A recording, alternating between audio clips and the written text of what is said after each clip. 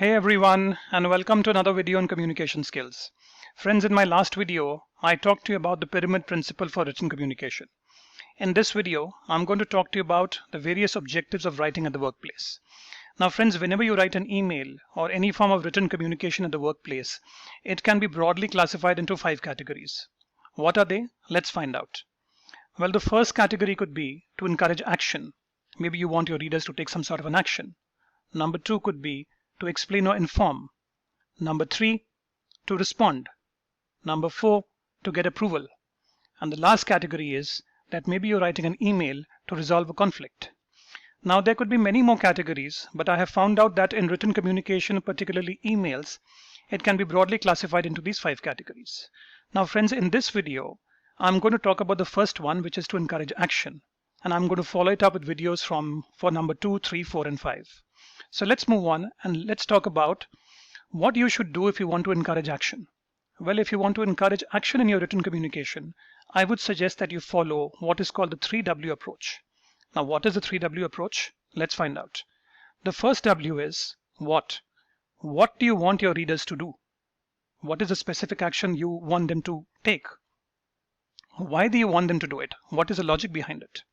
And by when do you want them to do it? Give them a clear deadline or give them a timeline as to by when they should complete the task. It should not be ambiguous, it should be very clear. So this is the 3W approach, the what, the why, and the when, if you want to encourage action in your emails. Now let's take in a situation and understand this with an example. So friends, let's assume that Joydeep is the head of IT for a digital marketing firm, and he is writing an email to his teammates for the launch of a website. Let us find out how Joydeep uses the 3W approach to encourage action from all his teammates. So here is the email which Joydeep has written to his teammates. Dear team, as discussed in the team meeting with the CEO, here are the individual deliverables for each team member. These deadlines are based on the 25th September deadline. Please focus on your tasks and deliver on the time so that there are no roadblocks. Varun, please meet with the vendors and get the quotes. Explain the scope of work clearly.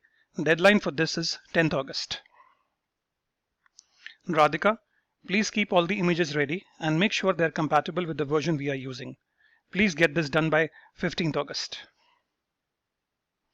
Mohit, proofreading of the content to be completed by 5th September. This will give us enough time for the quality check, which will be done by Balaji on 10th of September. The website will be tested by Balaji and Radhika before 15th September. Glitches, if any, will be reported to the vendor and fixed before 20th September. Launch ceremony, 25th September. Thanks and regards, Joydeep, Senior Manager IT. So friends, if you see, Joydeep has used the 3W approach in his email because he wants to encourage action from all his team members. He has explained very clearly what they have to do, why they have to do it, and he has given a very clear time frame as to by when they should complete the task. So friends, this is the approach I believe you should also take if you want to encourage action in your emails. In my other videos, I will be covering the other categories from number 2 to number 5. So if you have liked this video, please give me a thumbs up. If you're watching this on LinkedIn, please give me a like. If you're watching this on YouTube, please subscribe to my channel. I will be back with more videos like this. Thank you and have a wonderful day.